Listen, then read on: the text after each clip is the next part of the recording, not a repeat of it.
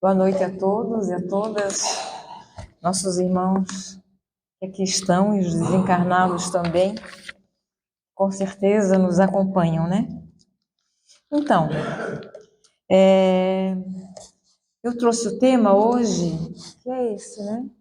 Como Jesus se manifesta em mim. Porque, na verdade, é uma indagação, né? Que ultimamente pode ser muito pessoal, pode ser muito minha essa indagação. Pode ser para servir unicamente a minha necessidade de trazer esse tema. Mas eu trazendo esse tema, eu submeto esse tema à apreciação de todos vocês, é claro, né? Para que cada um veja se é uma necessidade também de vocês, se não é só minha, pensar em como Jesus se manifesta em mim. Eu vou começar falando de coisas pessoais. Eu já tive lugares que me pareceram que faltava o chão. É como se eu estivesse na beira de um abismo, onde não havia saída. Será que isso aconteceu só comigo? É uma situação que somente eu vivi?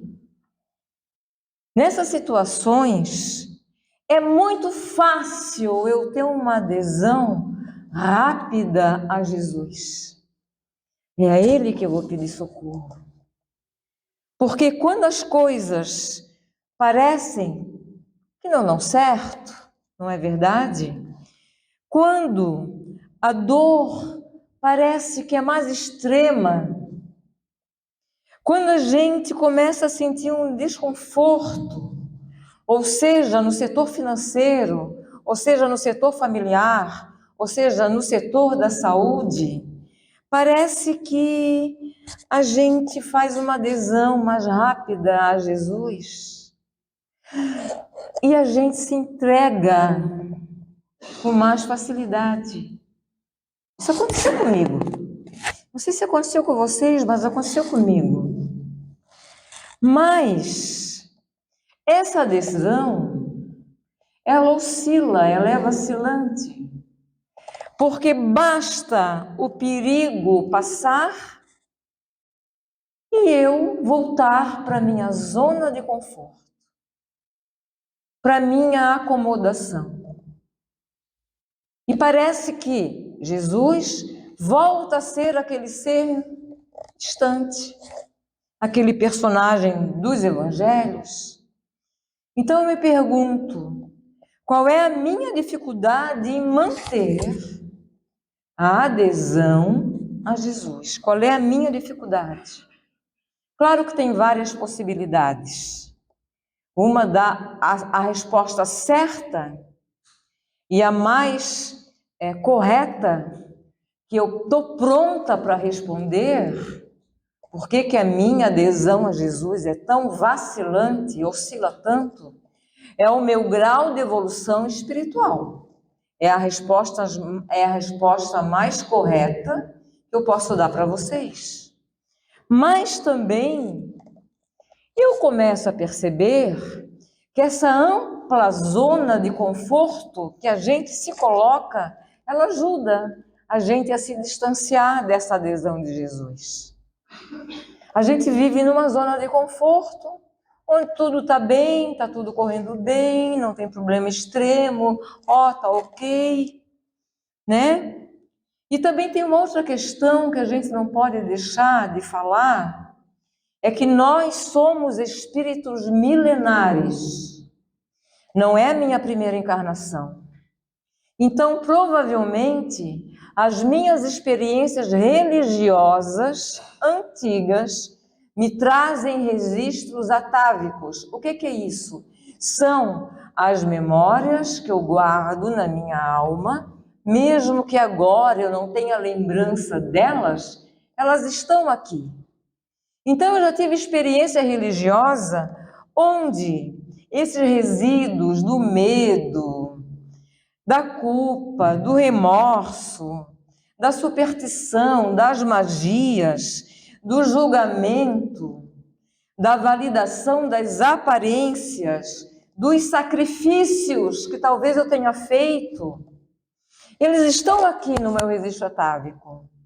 Então, os espíritos mentores nos dizem, através das obras aí, das palestras das grandes referências da doutrina espírita, que provavelmente essa adesão a Jesus e à doutrina espírita é recente em nós. É recente. Talvez em mim seja a primeira encarnação que eu diga: Jesus, Jesus, eu quero te buscar. Então essa busca ainda é muito vacilante. E talvez muitos sintam isso que eu sinto também.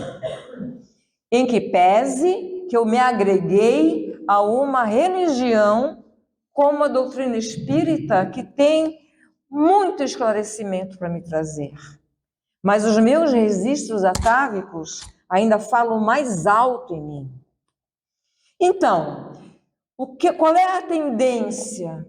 É deixar Jesus na superfície e ocupar o espaço da minha alma, mas com o que o passado me traz, as minhas crenças, as minhas superstições, a soma disso tudo que está dentro do meu espírito, em camadas, em várias camadas.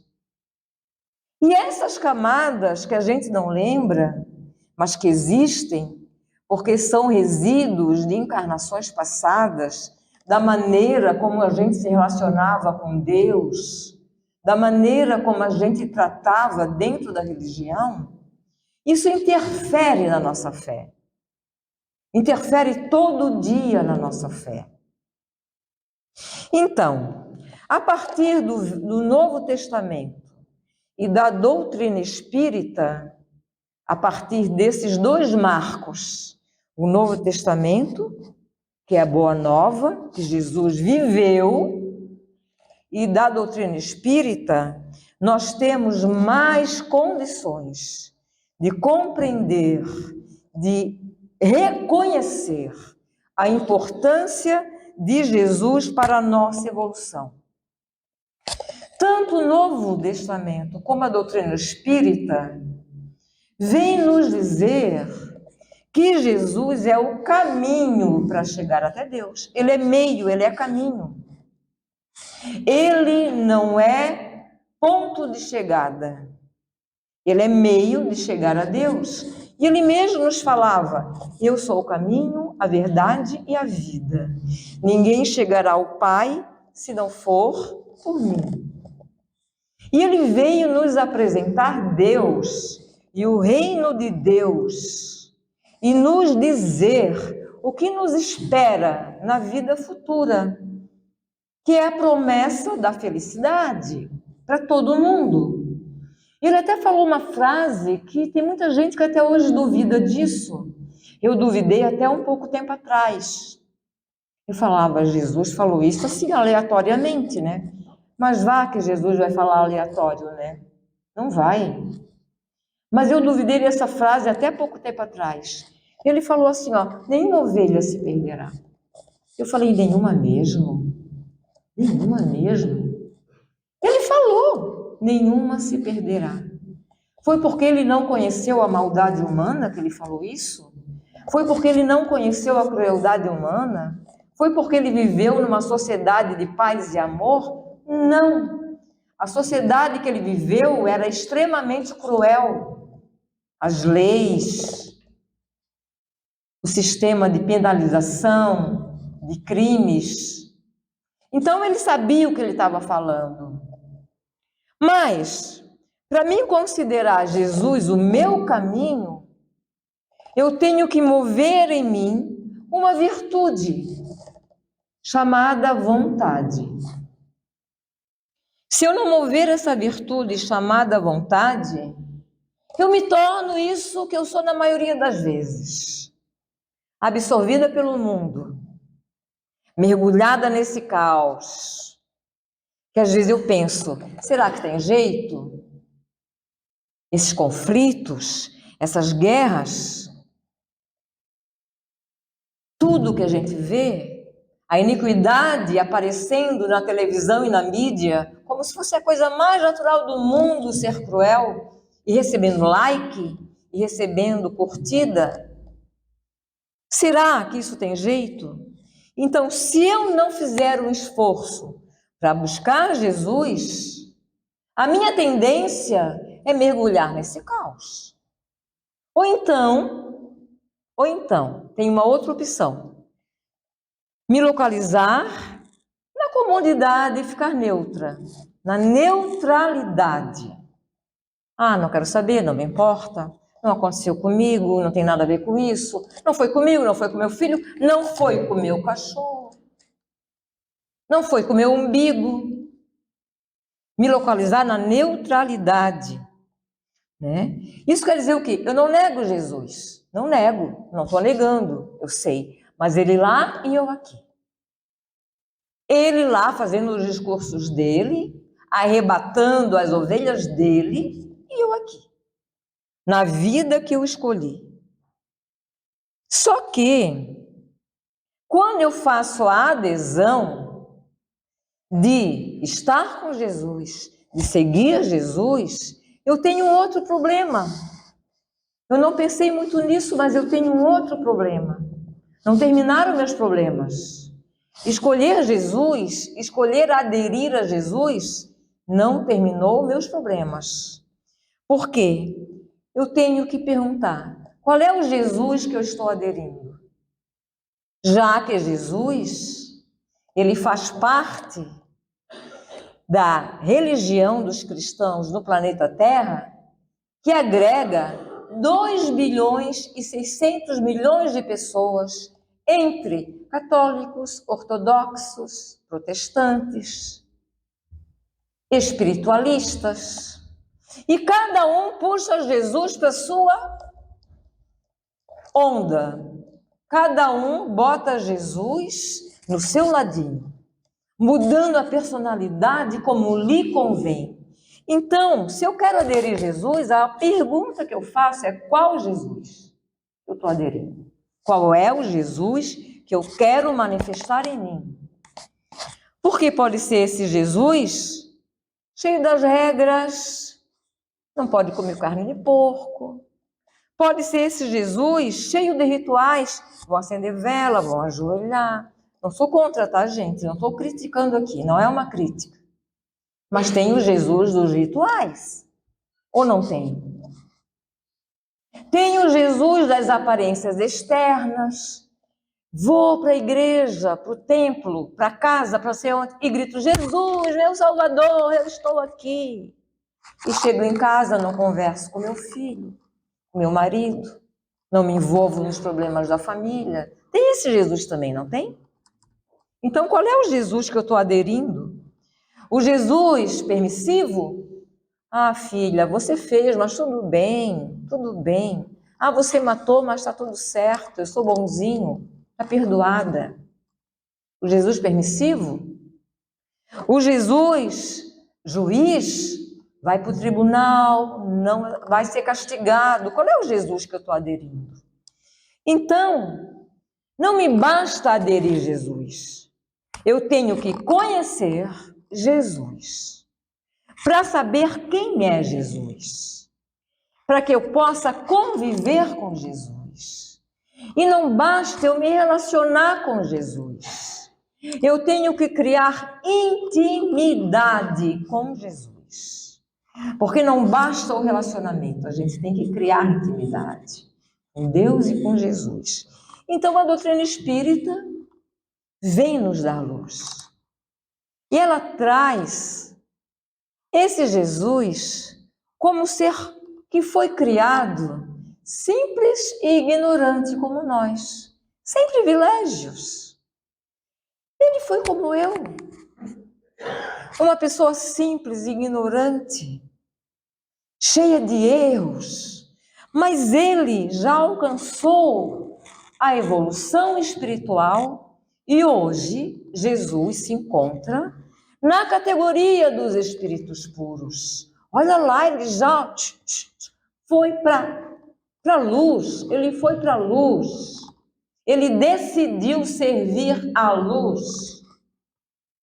Se ele chegou lá, eu posso chegar. Porque se ele foi criado simples e ignorante como eu, então essa referência de Jesus que a doutrina espírita me traz, ela parece que me aproxima mais dele. Parece que me dá uma esperança. Porque se ele conseguiu, posso conseguir também. E daí a doutrina espírita vem dizer que há 4 bilhões e 500 milhões de anos atrás, Jesus foi responsável pela governança do nosso planeta. Tamanha eram as condições dele de governar o nosso planeta. Já imaginaram a paciência que Jesus teve? Faz a terra, cria as águas, as florestas, até aparecer a primeira célula, a primeira forma de vida. Passou bilhões, mas foi o amor de Jesus que teve a paciência de esperar que do átomo a gente chegasse a ser seres humanos com consciência e com raciocínio. Mas ele nos abandonou? Certamente não. Ele ainda investe nesse projeto. Ele investiu tanto nesse projeto que ele trouxe populações inteiras de outros planetas para nos ajudar a evoluir mais rápido. Ele foi negociar com populações de outros planetas. Ele fez reuniões. Ele articulou os governantes os espíritos puros, governantes de outros planetas e com as populações que vieram. Fez reunião com eles para que eles pudessem migrar na Terra e nos ajudar. Então, esse Jesus tem uma envergadura moral, intelectual e científica inenarrável. Não dá para a gente, com as nossas simples palavras, com o nosso pouco conhecimento, narrar a envergadura espiritual, moral, científica, intelectual de Jesus. Se Jesus fosse uma pessoa da Terra hoje, ele seria o melhor médico, o melhor psicólogo, o melhor biólogo, o melhor agrônomo, o melhor ecologista, o melhor físico, químico, matemático, engenheiro, embriologista. Ele seria o melhor astrônomo, o melhor pedagogo, o melhor jurista. Ele teria condições de ser isso tudo que ele sabe. Ele, enquanto esteve na Terra, ele como pedagogo, como mestre, ele conseguiu resumir a Torá, que tem 613 artigos, num mandamento só. Ele pegou aquela Torá toda, não pode isso, não faça isso, faça aquilo, isso, reze desse jeito, faça desse jeito, isso é proibido, isso é permitido. Ele pegou tudo isso e falou, esqueçam, eu vou sintetizar. Querem saber como chegar a Deus? Porque a Torá também era para chegar a Deus, é para chegar a Deus, é para ficar puro. Tem que ficar puro, siga a Torá. Ele falou, esqueçam isso. Eu vou resumir numa regra só. Amai a Deus sobre todas as coisas. E ao próximo como a si mesmo. Ele não falou 2 regras, nem 3, nem 4. Uma regra só. E ele falou, se guardais este mandamento, se guardais esse mandamento, eu me manifestarei em vós. Olha a pista rica que ele está me dando para entender qual Jesus que eu quero manifestar em mim. Olha que pista que ele deu, não tem erro. Ele falou, eu não preciso inventar a palavra de Jesus. Eu não preciso inventar a roda. Jesus já disse, se guardais esse mandamento, eu me manifestarei em vós. Então, eu vou avaliar como Jesus vai se manifestar em mim na observância desse mandamento em mim. Eu tenho que observar esse mandamento em mim. Porque se eu começo a observar esse mandamento em mim, eu estou seguindo a orientação de Jesus e eu sei que ele vai se manifestar em mim. É esse Jesus que eu quero que se manifeste em mim. Isso tudo basta. E isso é tudo. Por enquanto, é tudo. Porque chegar até aqui, olha, gente, parece simples. Mas chegar até aqui, nós temos que brigar com o nosso ego. Porque o nosso eu fora de lugar, que quer tudo para si, quer tudo mais, quer tudo primeiro, o nosso ego, ele vai brigar muito comigo na hora que eu decidir amar o próximo. O meu ego vai querer me derrubar. Ele vai querer me derrubar. E eu vou ter que ser forte para brigar com o meu ego, para colocar o meu ego no lugar dele. Eu vou dizer para o meu ego, eu não vou te matar, meu ego, mas você vai ficar no seu lugar. Agora quem manda sou eu.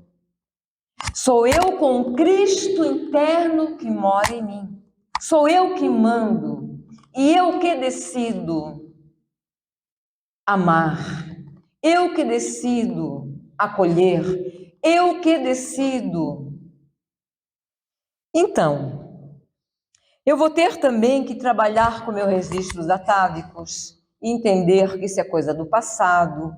Se eu fazia sacrifício, se eu fazia rituais, se o meu culto era externo, é porque eu não entendia ainda perfeitamente Jesus e hoje eu já entendo. Então eu vou ter que me explicar a mim mesma que essa época passou e eu vou ter que remar contra a maré do mundo. Não que eu tenha que viver fora do mundo, não é isso. Eu preciso viver no mundo, mas para manifestar Jesus em mim, o mandamento que ele me recomendou, eu vou ter que, em várias situações, remar contra a maré do mundo. Isso é um processo de esforço. Jesus não quer perfeição. Ele quer em nós direção. Ele observa em nós a direção. Porque ele sabe que a gente vai escorregar muitas vezes na casquinha da banana. Ele sabe. Ele sabe. Então ele sabe que a gente vai escorregar, vai levantar. Hoje a gente vai fazer mais ou menos certo, amanhã a gente vai tentar de novo. Mas se ele vê que a gente está indo na direção, está tudo certo. Ele está ali se manifestando em nós. E com Jesus se manifestando em nós, a nossa vida simplifica. A gente começa a simplificar as coisas. Porque a gente começa a dar mais oportunidade para a reconciliação. A gente começa a dar mais oportunidade para o perdão. A gente começa a acolher melhor o outro. Ele falou: o mais desprezado, o mais despercebido, o mais invisível, se acolheis o mais desprezado, o menor entre os pequeninos, é a mim que estás acolhendo. Ele falou.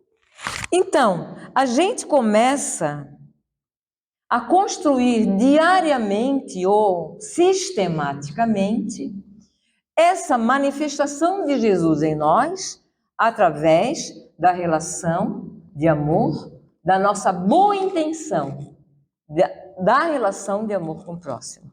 Talvez a gente não consiga de primeira, é um exercício. A relação de amor com o próximo, se a gente se dispõe a fazer o bem, é a melhor academia para desenvolver os músculos da nossa moral cristã. É a melhor academia. Tá certo que ler, estudar, saber é muito importante, mas isso é prioridade. A gente tem que saber o que é prioridade para Jesus. Jesus veio na Terra com todo aquele conhecimento. Ele poderia deixar vários livros escritos para nós. Ele poderia deixar livro como funciona o universo, como é a física no universo, como é a química na elaboração dos seres, como é que é a biologia. Ele poderia, ele sabe isso, mas ele não quis, porque ele sabia da nossa necessidade. A nossa necessidade é moral, não é intelectual. É moral. A nossa necessidade ainda é a necessidade moral. Então ele veio para resumir todas as leis, todos os profetas, na única coisa que interessava para nós: o amor, a lei do amor. Por quê? Espírito puro como Jesus já sabe o que está por trás das coisas. Ele já trilhou esse caminho. Ele sabe o caminho que nós estamos trilhando, ele já trilhou. Ele sabe o que é que interessa para nós. Então ele quis encurtar o caminho. Ele chegou e falou: ame a Deus. Aceita logo que tu veio de Deus e que tu vai voltar para Deus. Aceita logo isso. Não fica relutando contra isso, que é bobagem. Ama o próximo, exercita o bem. E ele falou: ame a Deus. Olha o desapego de Jesus. Ele não falou: ame a mim e faça o bem para o próximo. Ele nem pediu amor para ele. Ele falou: ame a Deus. Ele não pediu adoração. Ele não pediu ritual. Ele não pediu imagem, camiseta. Não pediu. Ele não pediu coisinhas para se vender com a imagem dele. Ele não pediu nada disso. Nada disso. Quem pede isso somos nós, os religiosos. Quem pede isso são os seres humanos. Mas ele não pediu. A única coisa que Jesus pediu é ame, ame, acolha. Então, a pergunta que eu me faço, para ir terminando também, é: há quanto tempo que eu não manifesto Jesus? Há quanto tempo que eu passo sem olhar para o lado? Há quanto tempo que eu passo sem me importar? Há quanto tempo que eu quero ficar na indiferença? Há quanto tempo que eu estou sem manifestar Jesus? Depois não adianta eu prometer ir de Florianópolis à Aparecida do Norte de joelho. Não adianta. Porque não é o culto externo, é o que está dentro. Não adianta eu querer fazer sacrifícios, porque Jesus não pede sacrifícios. É o que está dentro. Gilberto Gil, que é um cantor, todo mundo conhece, em 1980, ele lançou uma música que era Para Poder Falar com Deus. E a música, muito linda, ele foi muito inspirado, certamente, ela diz: para poder falar com Deus, eu tenho que ficar a sós, eu tenho que apagar a luz, eu tenho que calar a voz. Quer dizer, eu tenho que me recolher. Eu tenho que me recolher a mim mesmo. Paulo, o discípulo Paulo, né, que não foi um dos 12, mas ele depois ajudou a divulgação do cristianismo, ele escreveu uma carta aos Coríntios. Coríntios era uma cidade da Grécia que foi tomada pelos romanos.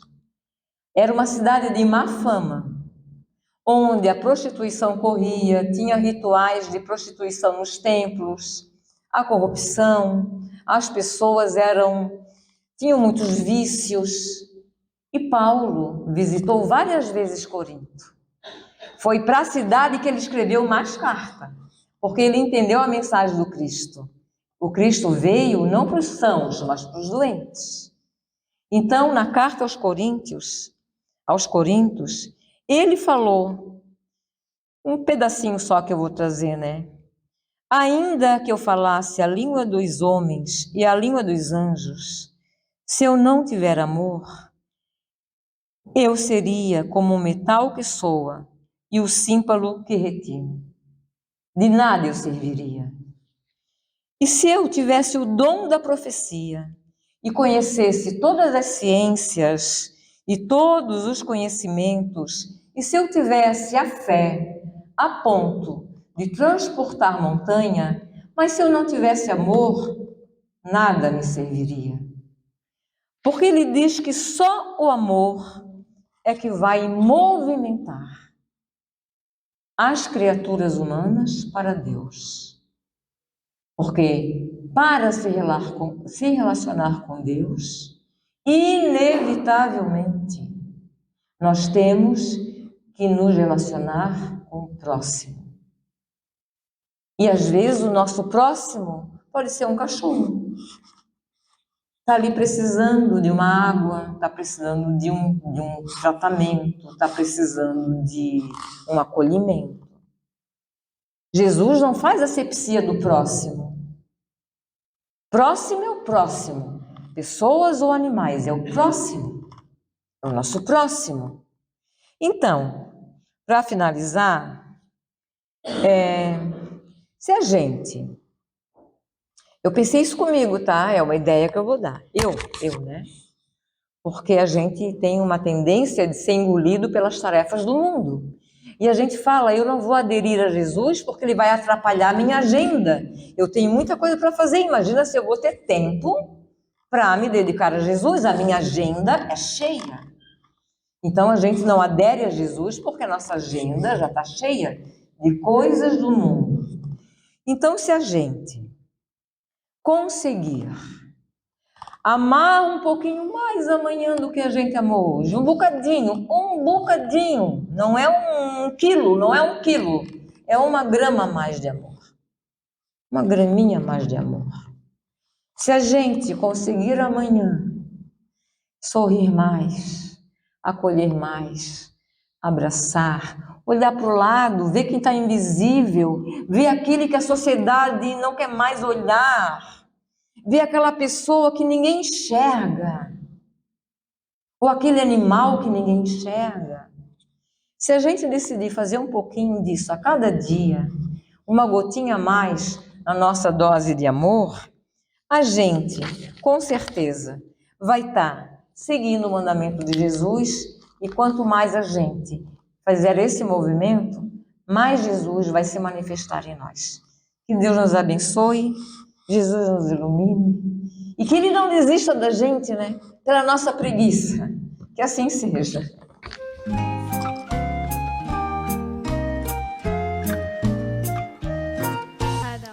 O Grupo Espírita Caminho da Luz vem com muita alegria convidar amigos, familiares e toda a comunidade para o nosso almoço beneficente que acontecerá no dia 19 de julho no sítio Chico Bento, um local de amplo estacionamento ligado à natureza, com conforto e segurança, onde será servido 3 tipos de massa, 3 tipos de molho, galeto e saladas. Os convites já se encontram à venda. Crianças de 0 a 4 anos não pagam.